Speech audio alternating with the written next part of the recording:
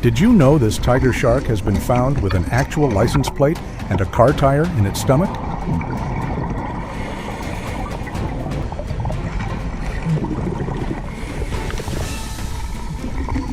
They're called the trash cans of the ocean for a reason. They eat anything they see. Sea turtles with shells hard as rock? Gone. Human trash? It's all on the menu.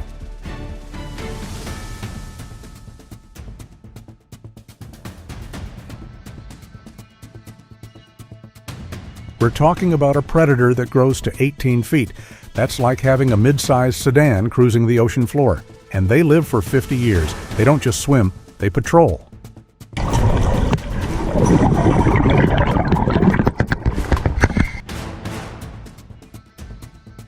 Look at that bite. That isn't just a snap, that's a hydraulic press designed to rule the food chain.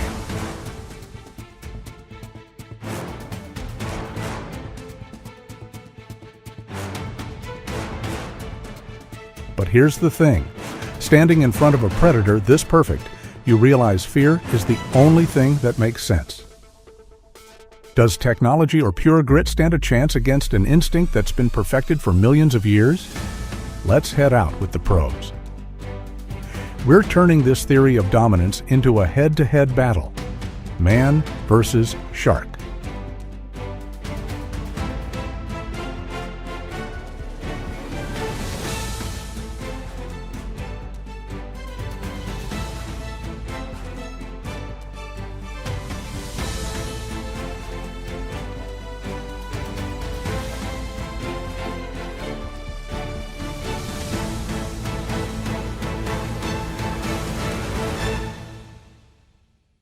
The crew's facing the fight of their lives. Today, on a remote stretch of the Gulf Coast, this is shore-based fishing. Running a 130-pound test heavy rod and a steel leader that can't be snapped. He sends the bait out 200 yards.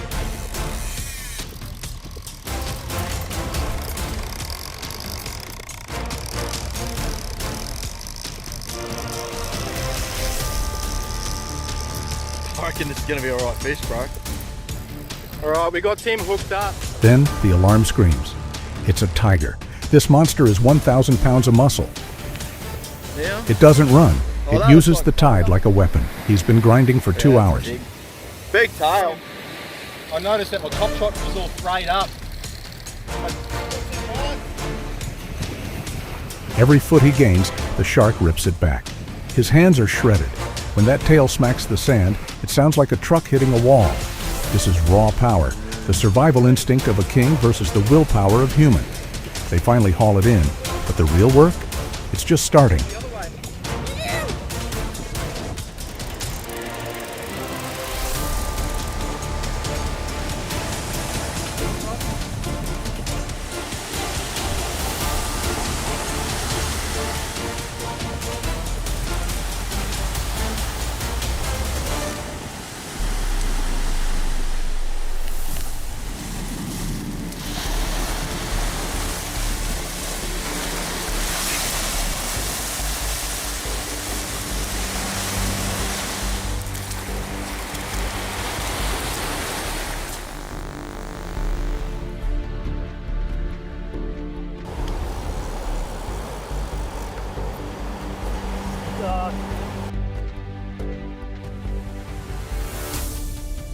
Little bull shark here. A good start to the Cape San Blas trip, and as you can see, it'll pop right out, baby.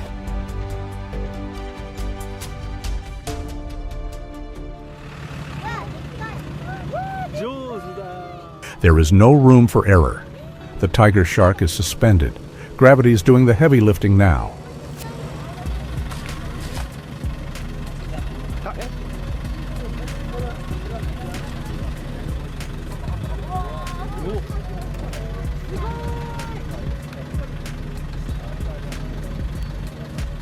Starts with a clean cut near the tail, then a cross cut between the tail and the body.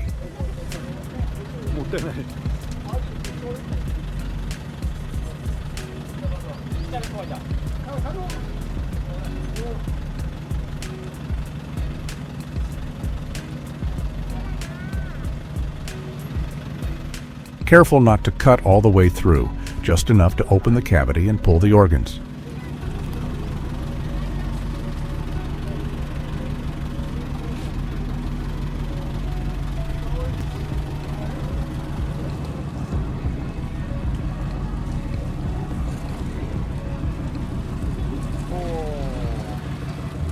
Keeps everything from spilling and tainting the meat.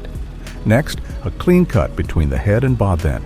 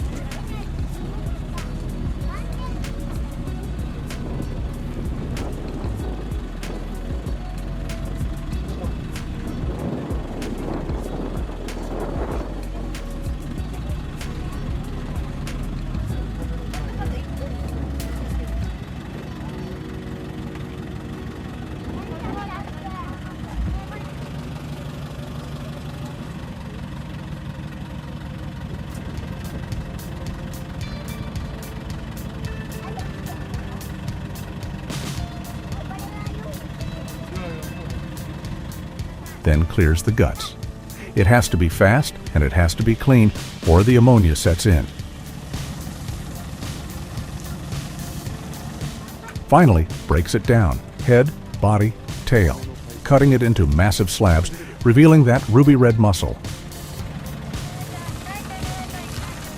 In this game, that $2,000 payday lives or dies on how steady your hand is. Not a shred of meat wasted. This is how you respect the gift from the sea. But how do you take these slabs and turn them into five-star dining?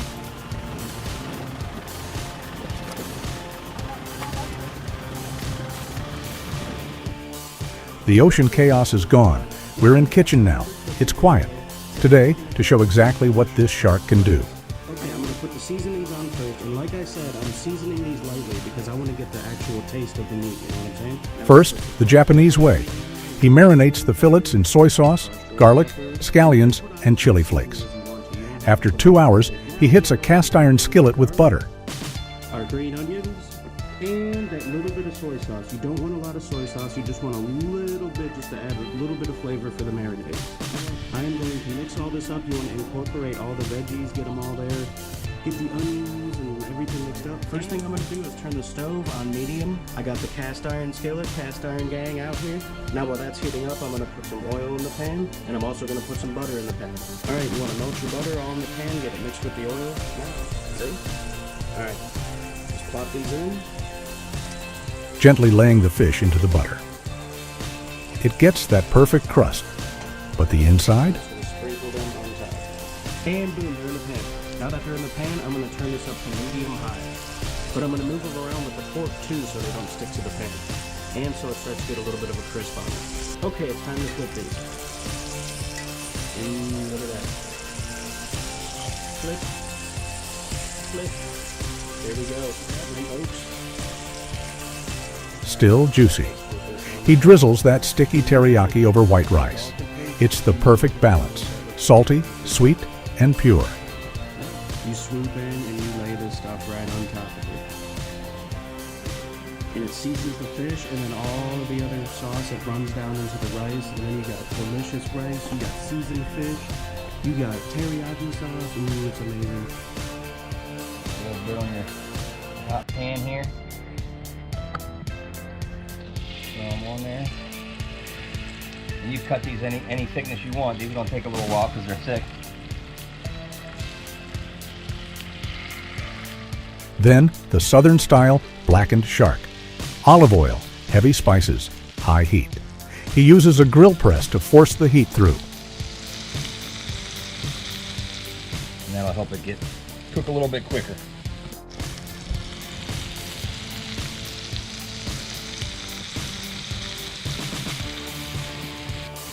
All right, so to check if they're done, just take your fork and stick it. If it goes in easily, like that, nice and easy, he's done. If it stops, Circles closed. From the terror of the deep to a masterpiece on the plate. Next, prepare yourself for the longnose gar.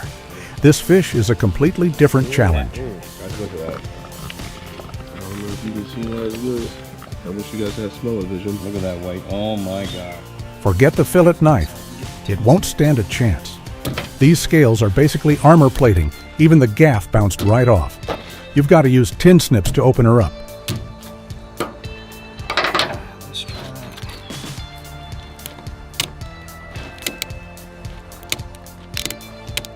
These scales are crazy tough.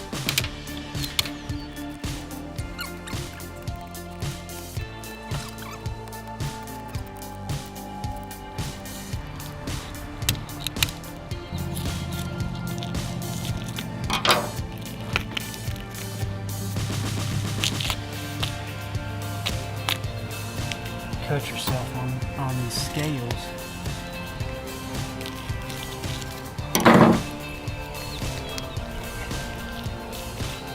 Once you break through that shell, it's a different story. You're looking at some of the cleanest meat you'll ever find. Just run the knife down the spine. Keep it tight against the rib bones. Treat it like a deer back strap. Slice, pull, and there it is.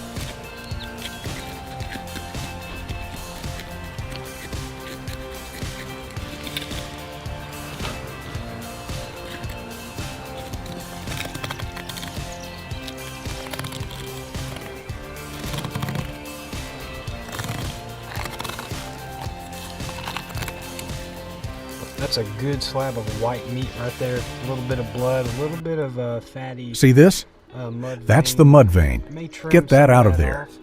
You don't want that For the funk in most your part, final it's a cut. great 3 boneless pounds, piece of meat. 14 ounces, The other side's just skin under out, 4 flare pounds off. of It's pure kinda like a meat. deer back. Persistence pays The off. ribs, these are the rib bones, they come out. So you're cutting straight down from the top down to the spine, and then you're cutting straight in. All right, I've got just a chunk of a fillet here. The rest of it I vacuum sealed and put in the freezer. We're just gonna grill this chunk tonight. We're going with Old Bay. Let that soak in while the coals get hot. High heat. Watch how it pulls up. It's firm, but it's still holding all that juice.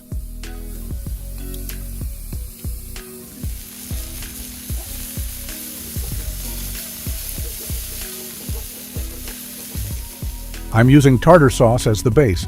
No coleslaw today, just some crisp lettuce.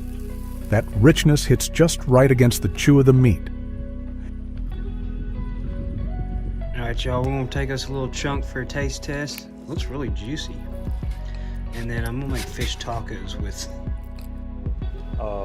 Fill the bowl full of fresh water. It's like alligator, honestly. It's raw, it's tough, but it's refined. That's how you conquer a monster. Now, this is just one of 10 chapters in this series on the world's weirdest predators. But this is that nice long gar fillet, and I didn't realize that when I was talking about it being red. So what we're going to do is something I think is pretty common for people who actually cook and eat gar. We're going to make nuggets. I think commonly referred to as gar balls, but we'll call them nuggets on here. So we've got our gar nuggets going. As a matter of fact, If you're into chasing flavors most people wouldn't touch, hit that subscribe button and tell me, what should I hunt next? Let me know in the comments. we're going to go ahead and start with the catfish. So we're just going to drop in a few at a time. You don't want to overcrowd the pool too much. Get the pieces in there, that way they can all get coated. So we're going to do that around, coating those fish up good. And what we're going to do, because again, we are going to redo this before the fish go in the oil. And you'll notice here, we're putting them here, if it'll show up. You know, that bread is going to start getting wet on the outside.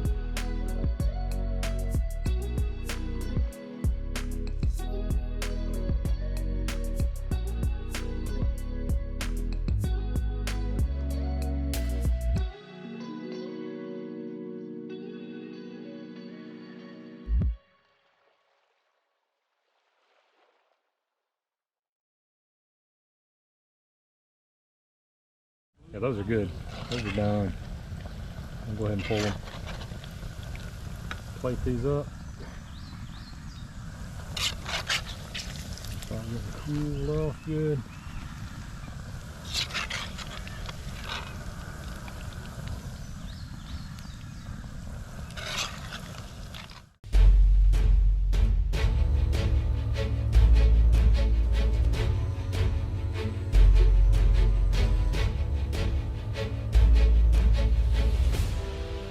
Deep in the darkest coral reefs, one family rules the shadows, the moray eel. Over 200 species, some ribbon-thin, slipping through cracks. Others, a living nightmare. Meet the giant moray,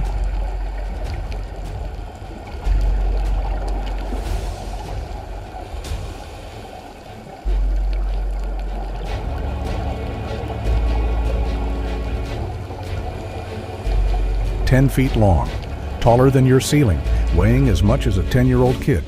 But size isn't the real nightmare. Their ultimate weapon is hidden right here.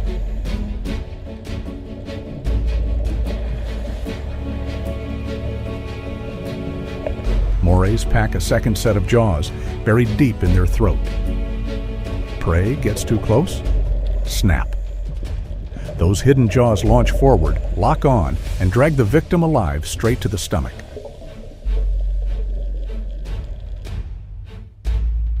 Add an insane 900 psi bite force, stronger than a full-grown lion. Once they bite down, it's game over. Teeth curved backward, a literal flesh trap.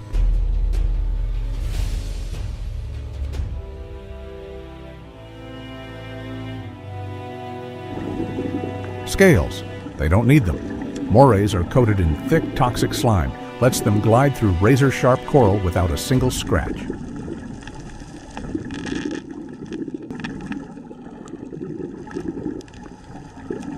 So, how do you catch a bulletproof deep-sea monster? Just to put it on a dinner plate?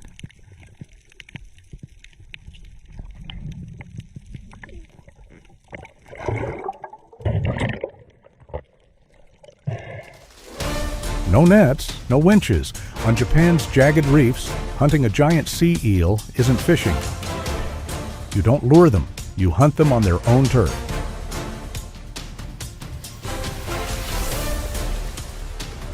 Line up the shot, pull the trigger, bam! The spear hits. It's war. Divers drop straight into the pitch-black crevices, armed with nothing but a spear gun. You spot the target hiding deep in the rocks.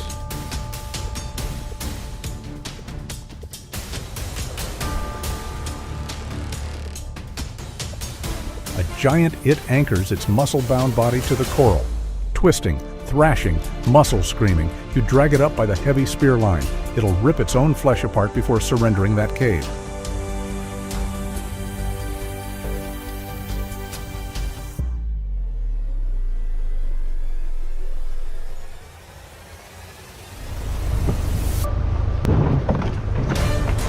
Later.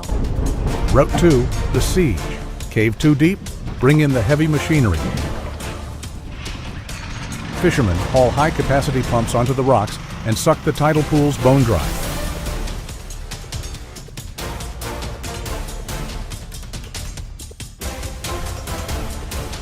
Water recedes. Total chaos. Dozens of arm-thick moray eels exposed. Nowhere to hide. The crew jumps into the mud. Razor-sharp rocks slice their legs, but they don't stop. Bare hands grab the wrong end? Those flesh-eating teeth take a chunk right out of your hand. But that's the easy part, because the real biological time bomb just started ticking.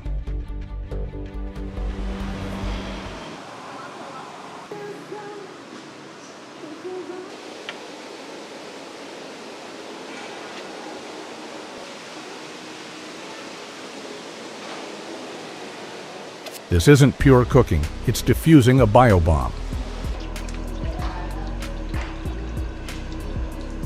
First step, kill the toxin. Scrub that toxic skin with coarse salt and boiling water. Scrape it clean.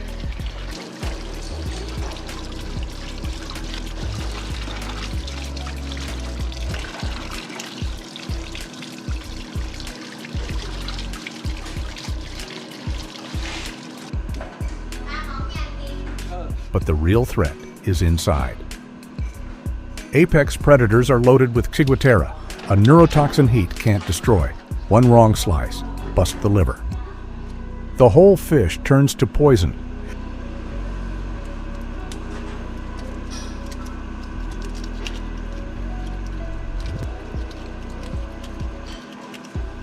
This beast is rigged with over 100 Y-shaped pin bones tangled deep inside the meat.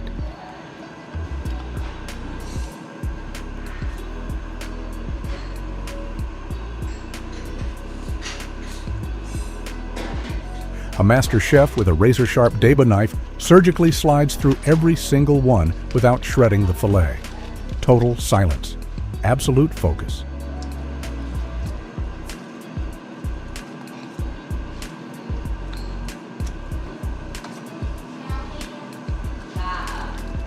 Now, over a blazing fire, this nightmare becomes masterpiece.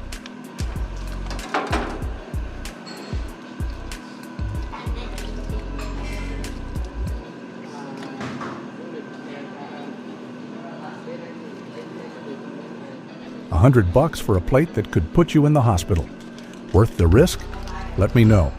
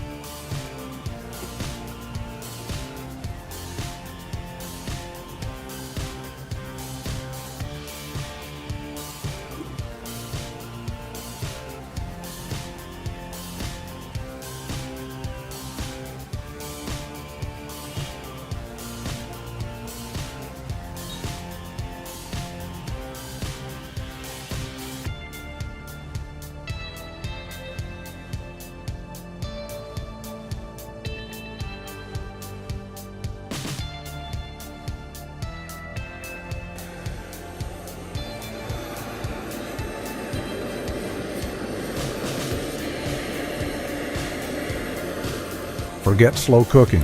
To tame this beast, you need fire. Blazing fire. We're making tataki. Drop the fillet on the iron grate. The flames shoot up, wrapping right around that thick, heavy skin. This is a flash sear, extreme heat.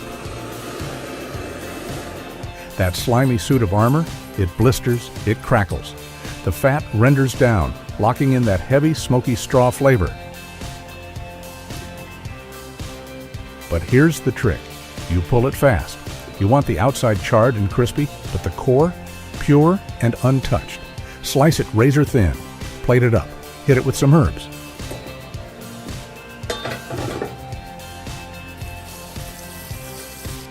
And a heavy splash of tart ponzu sauce. That bright citrus acid cuts right through the rich, chewy gelatin of the skin.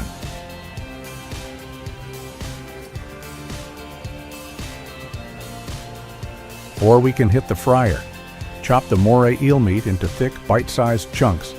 Dredge them in a light, seasoned batter and plunge them straight into rolling hot oil. That thick skin instantly puffs up into a golden, blistering crust while locking the juices inside.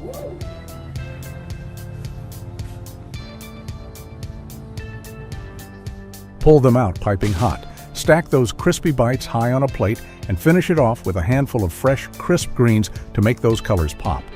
So much for the toxic eel.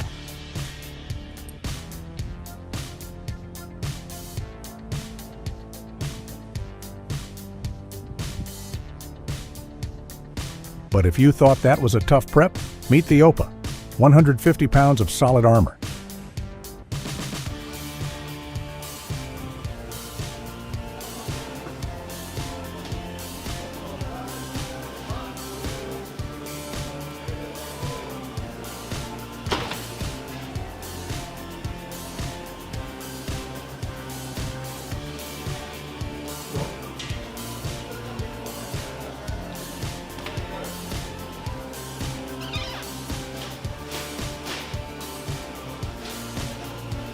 It's breaking down a giant ocean cow. It's a literal treasure map. One wrong slice, and you completely trash the meat.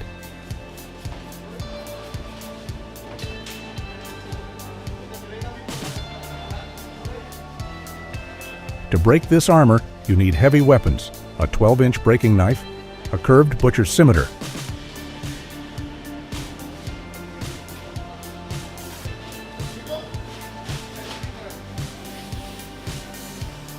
Step 1. Break the armor. Hack off that massive pectoral fin that gives you a flat surface. Now you navigate the maze.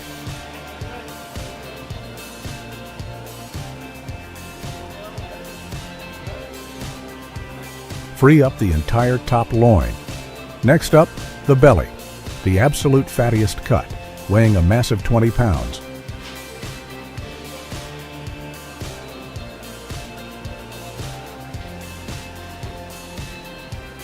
Breast meat and tri-tip, deep red, dense, looks exactly like a prime beef steak.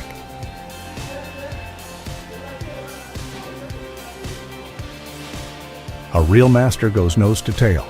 Not one single ounce of protein goes to waste.